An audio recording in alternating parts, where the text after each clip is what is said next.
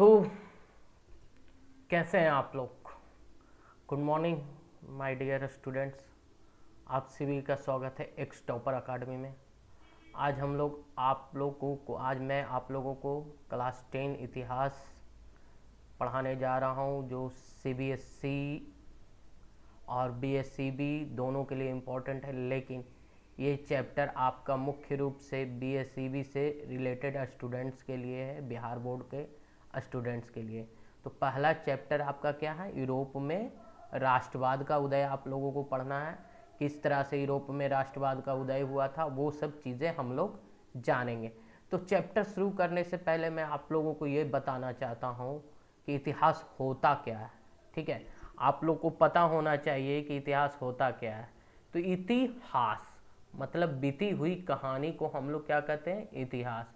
यानी जो कहानी बीत चुकी है उसको हम लोग इतिहास कहते हैं। ठीक है, तो इतिहास को मुख्य रूप से 3 भागों में बांटा गया है। कौन कौन से भागों में, तो प्राचीन इतिहास, मध्यकालीन इतिहास और आधुनिक इतिहास। प्राचीन इतिहास में आप लोगों को प्राचीन सोर्सेस के बारे में जानकारी होगा, जैसे कि आदि मानव का उत्पत्ति, आदि मानव ने कृषि का आविष्कार किस प्रकार किया, पहिए का आविष्कार किस प्रकार किया, ये सब चीज़ें आपको प्राचीन इतिहास में पढ़नी होगी। ठीक है, मध्यकालीन इतिहास में मुख्यतः राजा महाराजाओं का शासन आदि आपको पढ़ना होगा। जैसे आपको क्या कहते हैं, सल्तनत काल, आपका मुगलों का आक्रमण, विदेशियों मुगलों का आक्रमण, ये सब चीज़ें आपको मध्यकालीन इतिहास में पढ़नी होगी। वहीं आधुनिक इतिहास में आपको औरंगज़ेब से लेकर आपको मुख्य रूप से भारत में जो विदेशी शक्तियाँ आई, जैसे पुर्तगाली, आपका ब्रिटिशर्स, फ्रांसीसी, डच आदि, ये सब जो शक्तियाँ भारत में आई, वो सब चीज़ों को आपको किस में पढ़ना है, आपको वो सब चीज़ें आधुनिक इतिहास में पढ़ना है। लेकिन एक बात आपको हमेशा याद रखना है।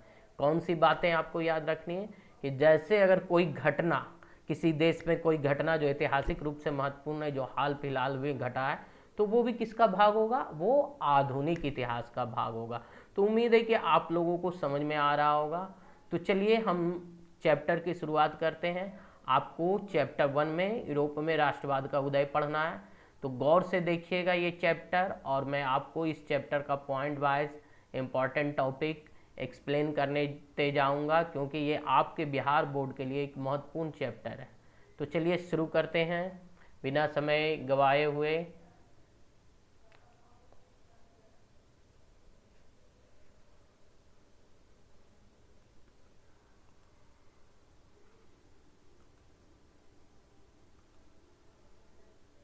तो देखिए, आप ये देख रहे हैं अध्याय 1, यूरोप में राष्ट्रवाद का उदय। तो आपको ये क्या क्या टॉपिक है, इसके बारे में मैंने आपको इसमें समझाया है। तो उम्मीद है कि आपको समझ में आ रहा होगा, आप टॉपिक देख रहे होंगे। ठीक है, तो देखिए आपको क्या क्या है इसमें पढ़ना। ठीक है,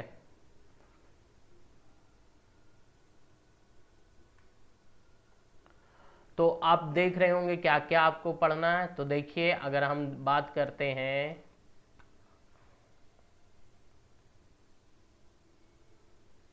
तो अगर हम बात करते हैं, तो देखिए आपको पहले है फ्रांसीसी क्रांति और राष्ट्र का विचार। किसके बारे में, फ्रांसीसी क्रांति और राष्ट्र का विचार।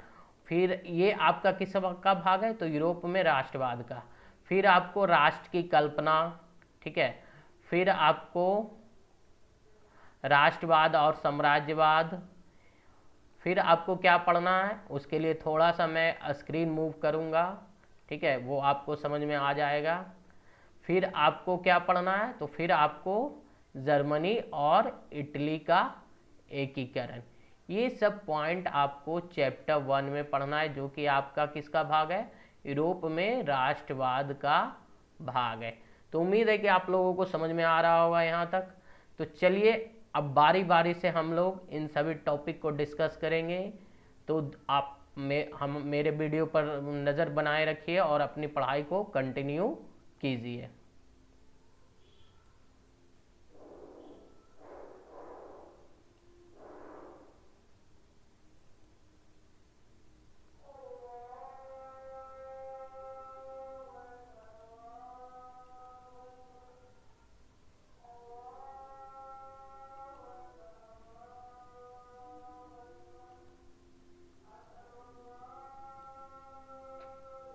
तो देखिए आपको इसमें क्या पढ़ना है, इसमें आपको राष्ट्रवाद का अर्थ समझना है।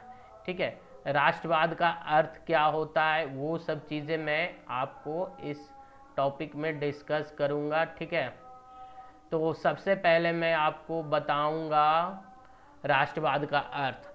तो देखिए राष्ट्रवाद अगर हम बेसिक रूप से कहें अपने ठेठ बिहारी भाषा में, तो जैसे हम लोग अपने देश को प्यार करते हैं तो अपने देश के लिए हम कुछ भी कर गुजरने के लिए तैयार रहते हैं, है ना, देश के लिए मर मिटने के लिए तैयार रहते हैं, तो वो हमारा अपने देश के प्रति प्रेम है और ये हमारा राष्ट्रवाद है। तो अब अगर हम बुक के परिप्रेक्ष्य में देखें, आपके टॉपिक के अनुसार देखें, तो अगर हम देखते हैं तो देखिए राष्ट्रवाद क्या है। तो राष्ट्रवाद एक विश्वास, पंथ या राजनैतिक विचारधारा, ठीक है, क्या है, एक विश्वास, पंथ या राजनीतिक विचारधारा जिसके द्वारा व्यक्ति अपने गृह राष्ट्र के साथ अपनी पहचान बनाता है या लगाव व्यक्त करता है। अब जैसे देखिए अगर हम इसको देखते हैं तो जाहिर सी बात है हम लोग भारत में रह रहे हैं, हमारा गृह राष्ट्र भारत है और हम लोग का पहचान क्या है, हम लोग का पहचान भारतीय है। तो हम लोग अपने देश के साथ लगाव व्यक्त कर रहे हैं, अपने देश के साथ प्रेम व्यक्त कर रहे हैं और हमारा ये एक प्रकार का पहचान है।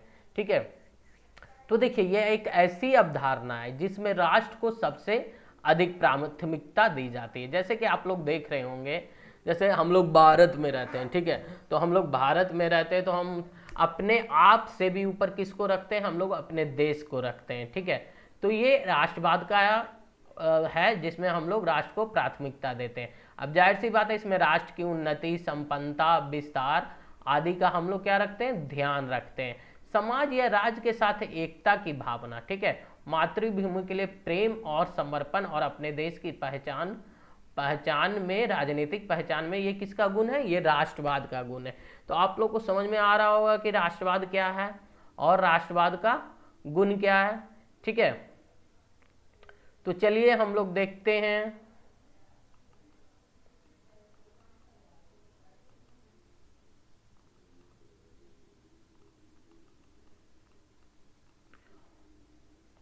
अब हम लोग आगे की ओर चलते हैं। तो देखिए इसमें आपके वो फ्रेडरिक सेरियू के बारे में बताया, फ्रेडरिक सेरियू की कल्पना के बारे में। ठीक है, तो फ्रेडरिक सेरियू कौन थे, तो फ्रेडरिक सेरियू फ्रांस के एक प्रमुख चित्रकार थे।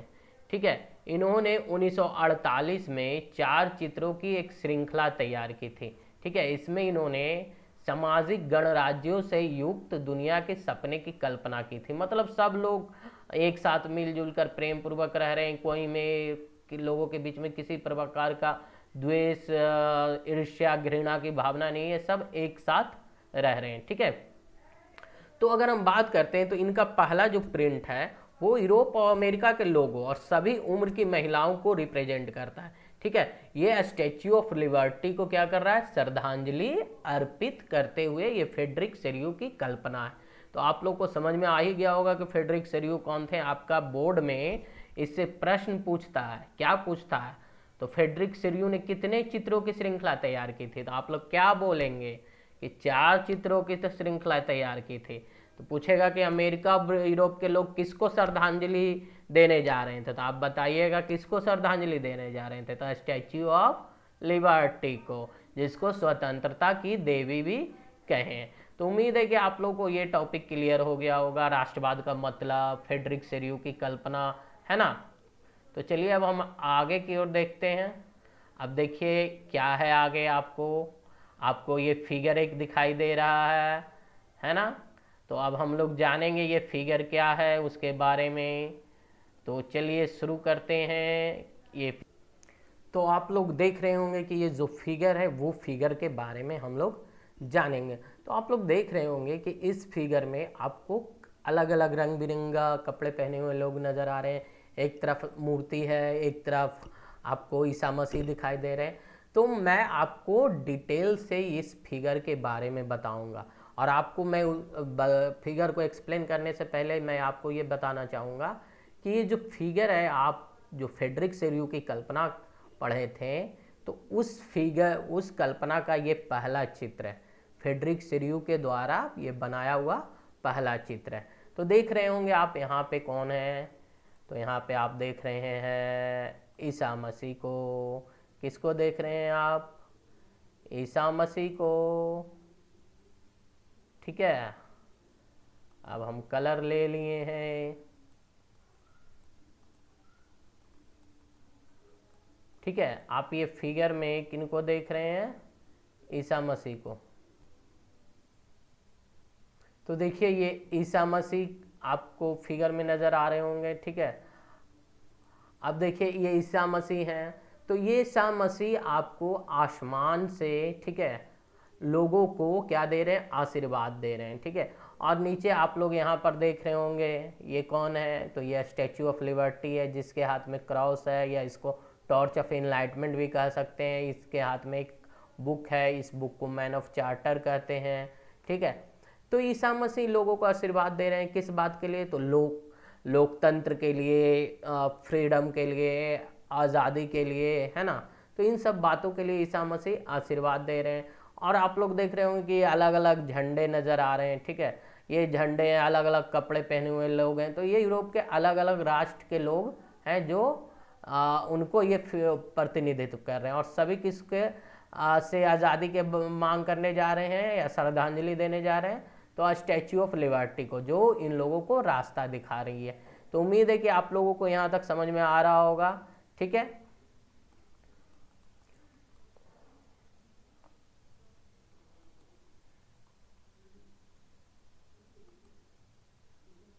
तो आप देख रहे होंगे, है ना, ये फिगर। यहाँ पर आपको एक नया वर्ड आया है। कौन सा नया वर्ड आया है? तो आपको ये नया वर्ड निरंकुशवाद आया है। निरंकुशवाद का क्या अर्थ होता है? तो ऐसा सरकार या शासन व्यवस्था जिसकी सत्ता पर किसी प्रकार का कोई अंकुश नहीं होता, यानी जिसको जो मन आ रहा है, जैसे मन आ रहा है वो काम कर रहा है, वैसे सरकार को हम लोग क्या कहते हैं? निरंकुश सरकार। ठीक है, तो आप लोग देखेंगे इतिहास में ऐसा राजशाही सरकार को निरंकुश कहा गया है जो केंद्रीकृत सैन्य बल पर आधारित होता है और दमनकारी सरकारें होती हैं। इसको हम लोग क्या कहते हैं? निरंकुश सरकार। ठीक है, इसी दौरान आपको फ्रेडरिक शेरयू ने एक और वर्ड दिया है जिसको हम लोग यूटोपिया कहते हैं। यूटोपिया यानी कल्पना आदर्श, एक ऐसा समाज की कल्पना जो की गई है जिसमें कोई चोरी डकैती, कोई बेईमानी नहीं, कोई ईर्ष्या द्वेष धोखा नहीं, सब मिलजुल कर रह रहा है। ठीक है, जो कि आज के समय में अगर हम बात करते हैं तो ऐसा होना लगभग असंभव होता है। तो उम्मीद है कि आप लोगों को यहाँ तक समझ में आ रहा होगा। तो चलिए अब हम आगे की ओर बढ़ते हैं।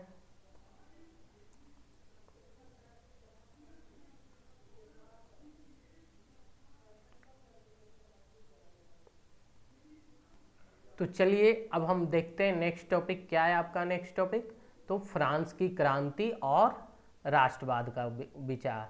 ठीक है, आपको क्या पढ़ना है? फ्रांस की क्रांति और राष्ट्रवाद का विचार आपको पढ़ना है। ठीक है,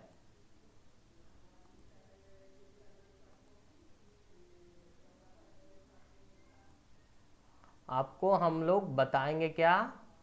फ्रांस की क्रांति और राष्ट्रवाद। तो देखिए, अगर हम जानते हैं कि यूरोप में जो सबसे पहले जो क्रांति का जो आरंभ हुआ वो सबसे पहले कहाँ हुआ? तो वो आपको आरंभ हुआ फ्रांस से। ठीक है, कब? तो 1789 में जो क्रांति हुआ था उससे ये पता लगता है। ठीक है, आपको याद होगा कि 1789 के पहले, ठीक है, फ्रांस में एक ऐसा शासन था जो राजशाही था। ठीक है, इसमें एक निरंकुश राजा का आधिपत्य था। ठीक है, और क्या हुआ कि जब क्रांति आई तो इससे क्या हुआ कि फ्रांस में राजनीतिक और संवैधानिक बदलाव हुए। ठीक है, यानी क्रांति के बाद जो सत्ता था वो राजा के हाथ से छीन के किसके हाथ में चला गया? आपको किसके हाथ में? तो क्रांतिकारियों के हाथ में चला गया, यानी फ्रांस के नागरिकों के हाथ में हो गया। अब जो फ्रांस के नागरिक थे, ठीक है, अब फ्रांस के नागरिक थे, वो घोषणा किया कि अब हम लोग क्या करेंगे? एक राष्ट्र का गठन करेंगे और हाँ, यही उसकी नियति तय करेगी। ठीक है, तो उम्मीद है कि आप लोगों को यहाँ तक समझ में आ रहा होगा। ठीक है, अब देखिए अगर हम बात करते हैं तो अगर हम देखें तो जो ये क्रांतिकारियों ने ये फ्रांस का गठन किया, ठीक है, या जो ये काम किया, तो देखिए क्रांतिकारियों ने इसके बाद अनेक कदम उठाए। ठीक है, जिससे इन लोगों में जो फ्रांस का जो आज़ादी हुआ, ठीक है, नया राष्ट्र गठन हुआ, उसमें लोगों में एक सामूहिक पहचान की भावना हो। क्या सामूहिक पहचान? तो पितृभूमि जिसको हम लोग ला पटाया, और नागरिक जिसको हम लोग ली सिट्यून कहते हैं, ठीक है। तो पितृभूमि और नागरिक जैसे विचारों ने क्या किया, एक संयुक्त समुदाय, यानी जैसे हम लोग अगर हम भारत से तुलना करते हैं तो हम लोग कहाँ रह रहे हैं, भारत में। हम लोग अपने राष्ट्र को क्या कहते हैं, मातृभूमि, अपने देश को बोलते हैं ना जी भारत माँ। तो उसी तरह से फ्रांस के लोगों में कि देश से प्यार करे, देश से जुड़ाव महसूस करे, उसके लिए एक थ्योरी दिया जिसको हम लोग पितृभूमि या ला पटायर के नाम से जाने, यानी लोग अपने देश को पिता के समान माने। और नागरिक को लोगों में ये विचार डाला गया कि वो अपने आपको अपने देश से क्या करें, जोड़ें, ठीक है। तो इसके बाद क्या हुआ कि नया फ्रांसीसी झंडा, ठीक है, नया फ्रांसीसी झंडा लिया गया जो ट्राई कलर था। इसके पहले कैसा झंडा था? तो इसके पहले राजशाही वाला झंडा था, ठीक है। अब इसके बाद क्या हुआ, स्टेट जनरल का चुनाव हुआ, ठीक है। इसमें सक्रिय नागरिक लोग पार्टिसिपेट किए। अब नए नया स्तुतियाँ रची गई, शपथ ली गई, शहीदों का गुणगान हुआ, ठीक है। और ये सब किस नाम पे हुआ? तो ये सब देश के नाम पर, राष्ट्र के नाम पर, ठीक है। और एक केंद्रीय प्रशासनिक व्यवस्था लागू की गई, है ना। केंद्रीय प्रशासनिक व्यवस्था मतलब कि जो भी काम होगा वो अच्छे तरीके से प्रशासनिक ढंग से होगा, जिसमें सभी नागरिकों को क्या दिया गया, समान कानून दिया गया, ठीक है। आंतरिक आयात निर्यात शुल्क क्या किए, समाप्त कर दिए गए। और भार तथा नापने की एक समान व्यवस्था लागू की गई। पहले जैसे क्या था ना कि भार और नापने का अलग अलग चीज होता था, ठीक है। क्षेत्रीय बोलियों को मतलब जो लोकल बोली था, जैसे हम लोग यहाँ भी बोला जाता है ना अलग अलग, जैसे हम लोग बोलते हैं भोजपुरी बोलते हैं, मगही बोलते हैं, है ना। बिहार में भी अलग अलग बोली है। अगर वही देखते हैं तो एक तरफ हम लोग भारत को देखें तो मुंबई में मराठी बोला जा रहा है ना। तो साउथ में दक्षिण भारत की भाषा बोली जा रही है, तेलुगु, तमिल, कन्नड़, है ना।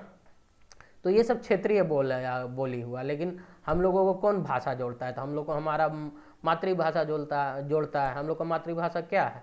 तो हम लोग का मातृभाषा हिंदी है, हम लोग को हिंदी जोड़ कर रखता है। तो उसी तरह से फ्रांस के लोगों में ये जो क्षेत्रीय बोलियां थी उसको हतोत्साहित किया गया, और लोगों के लिए एक समान भाषा बनाई गई जिसको फ्रेंच बोला जाता था। और फ्रेंच धीरे धीरे करके पूरे फ्रांस के लोगों के लिए मैंडेटरी कर दिया गया, और ये राष्ट्र की भाषा बना दी गई। यानी फ्रांस के सभी लोग अब किस में बात करने लगे? फ्रेंच में। उम्मीद है कि आप लोगों को समझ में आ रहा होगा। तो चलिए हम लोग अब नेक्स्ट पेज की ओर चलते हैं।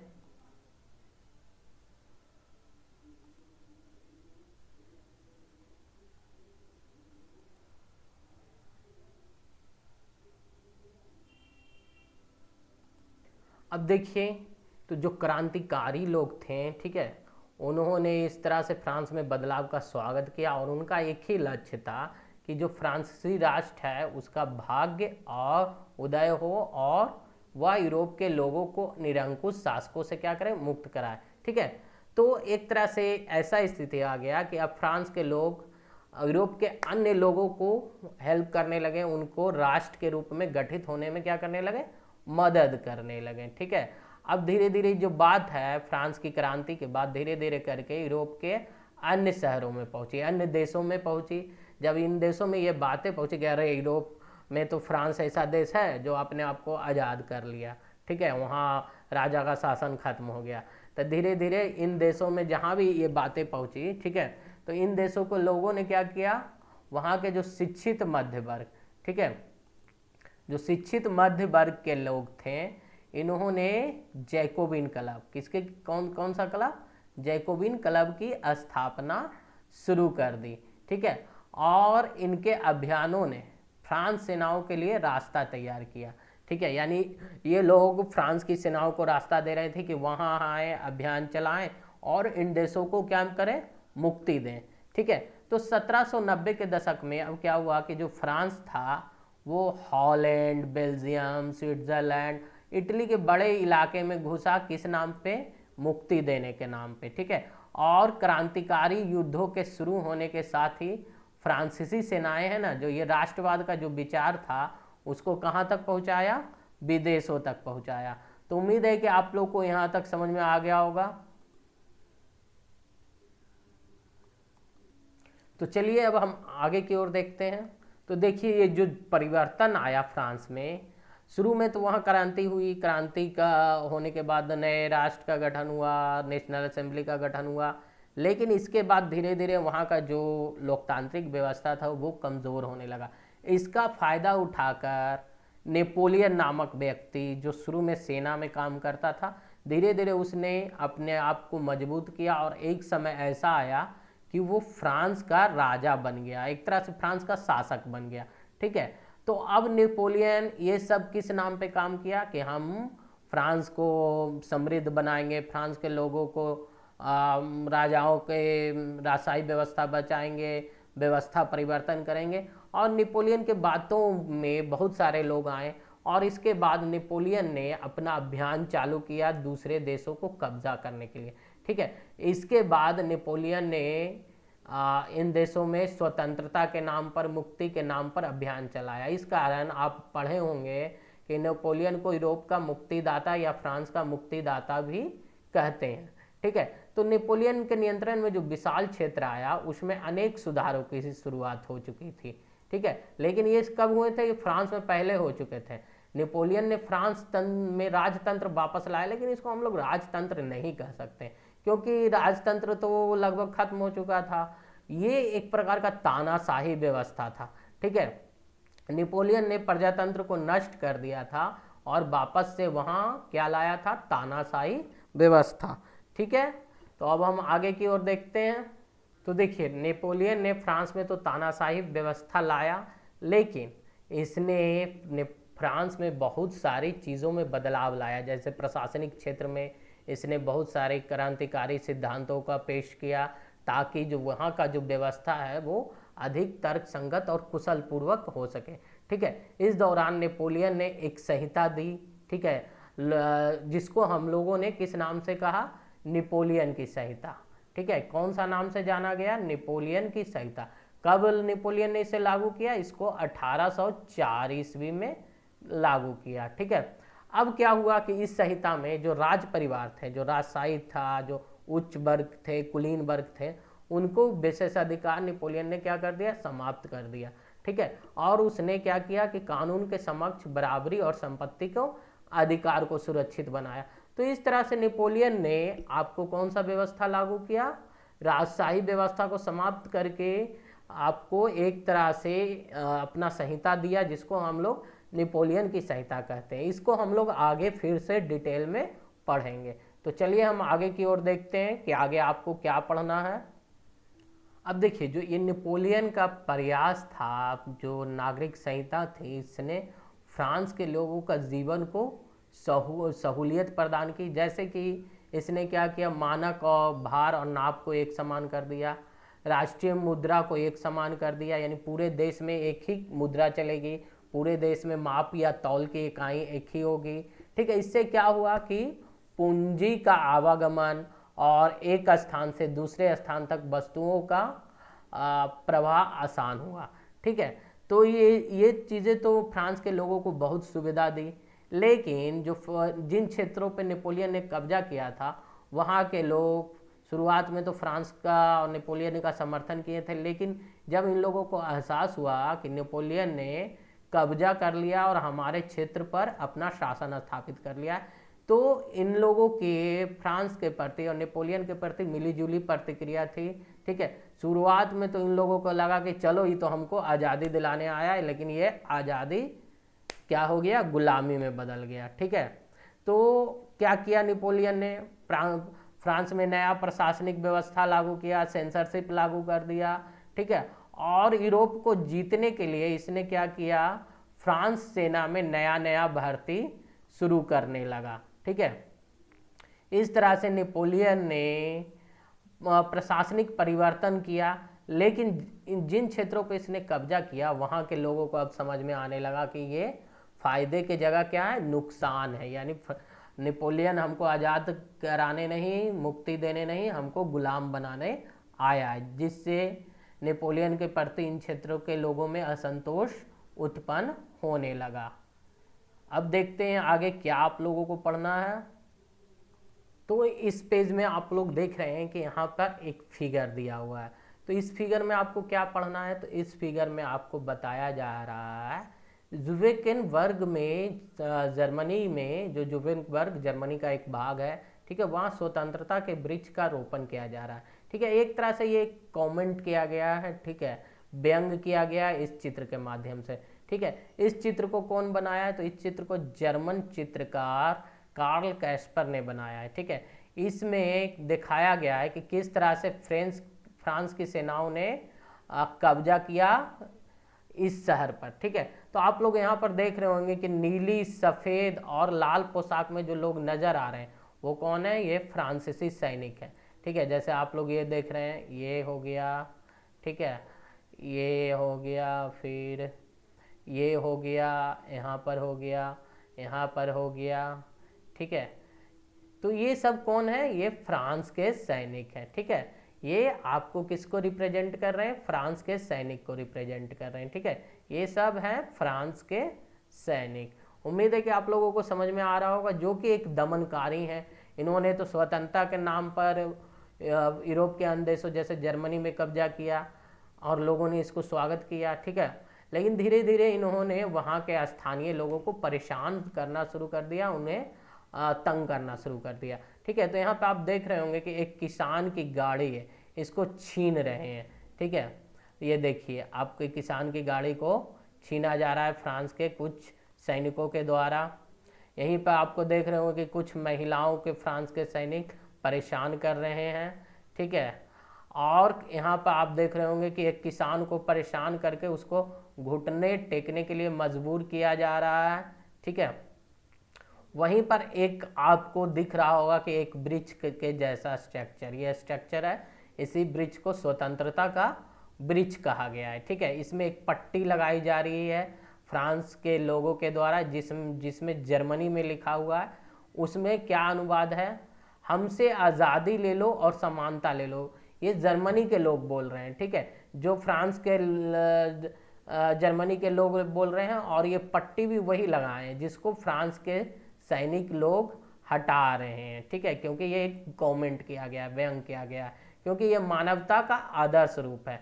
यह फ्रांसीसियों के इस दावे पर क्या है, व्यंग करता है कि जिन इलाकों में वो जाते थे वहाँ राजतंत्र का विरोध कर मुक्तिदाता बन जाते थे। जैसा कि हम पहले भी आपको बता चुके हैं कि खुद को फ्रांस के लोग, फ्रांस के सैनिक या नेपोलियन यूरोप का मुक्तिदाता कहता था, और इसी आधार पर इसने यूरोप के अन्य देशों पर क्या किया था, कब्जा करना शुरू कर दिया था। उम्मीद है कि आप लोगों को यहाँ तक समझ में आया होगा। तो चलिए अब हम आगे की ओर पढ़ जानते हैं और आगे देखते हैं क्या है। तो देखिए, जैसा कि मैं आप लोग को बताया, पहले भी मैंने आपको बताया था कि हम लोग आगे की ओर देखेंगे 1804 की नागरिक संहिता। तो ये आपको, जिसको नेपोलियन ने लागू किया था, जिसको हम लोग नेपोलियन संहिता भी कहते हैं, कब लागू किया था, तो 1804 में। ठीक है, तो इसमें क्या क्या था, ये चीज़ें आपको जाननी है, समझनी है। ठीक है, तो देखिए, ये आपको फ्रांस की सिविल संहिता के नाम से जाना गया। इसका आधिकारिक नेम अगर हम बात करते हैं फ्रांसीसी में, तो कोड सिविल दिस फ्रांसिस कहा गया। ठीक है, अब इसको कौन लागू किया था, तो नेपोलियन। जो नेपोलियन के बारे में जान रहे हैं ना, उसको नेपोलियन प्रथम कहते हैं। कब लागू किया था, तो 1804 में। कहाँ लागू किया था, तो फ्रांस में।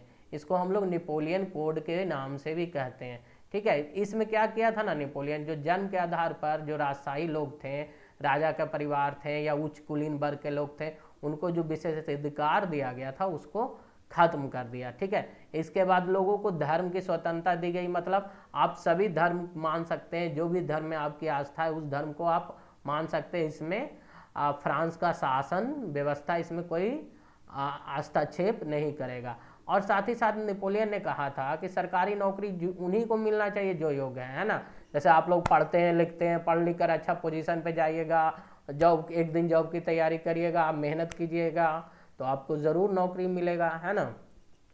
तो वही नेपोलियन ने कहा कि सर्वाधिक योग्य तो सब होते हैं, लेकिन जो उसमें भी सबसे योग्य है उसी को क्या मिलेगा, नौकरी होगा।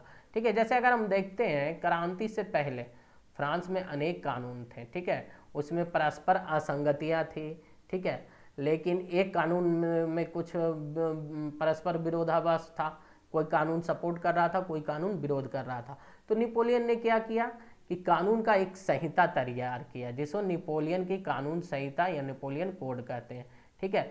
इसमें नेपोलियन खुद बैठकर अपना रुचिपूर्वक इसमें निर्माण करवाया था, ठीक है।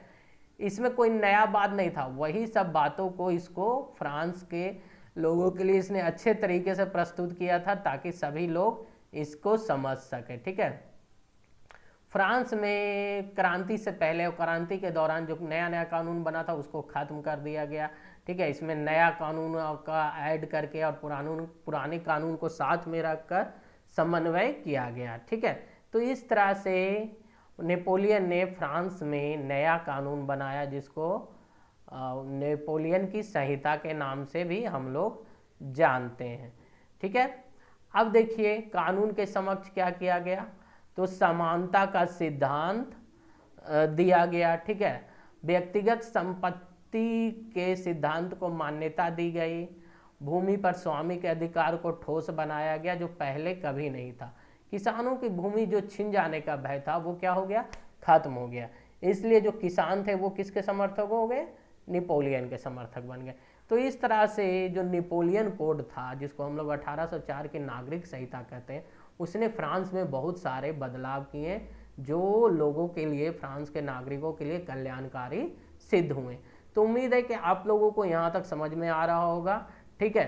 तो इसी के साथ आपको मैं आज के वीडियो के लिए अलविदा कहता हूँ। इस पार्ट के लिए हम लोग फिर से मिलेंगे नेक्स्ट वीडियो में, नेक्स्ट पार्ट में। तब तक पढ़ते रहिए, मेहनत करते रहिए, क्योंकि पढ़ाई का कोई विकल्प नहीं है, क्योंकि पढ़ाई की ही आपके जीवन को सही मायने में सफल बनाएगी। तो तब तक के लिए गुड बाय।